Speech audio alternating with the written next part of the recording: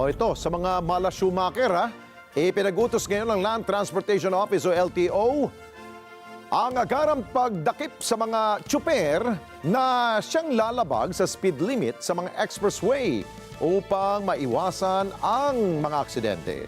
Sa ginawang pulong kasama ang mga operators at tagapamahala ng expressway, ayon sa LTO na dapat agad umaksyon ang kanilang mga enforcer at hulihin yung mga nag-overspeeding sa pamamagitan ng paggamit ng speed gun o surveillance cameras at hindi na antayin pang makarating ang mga ito sa toll exit bago pa sitahin.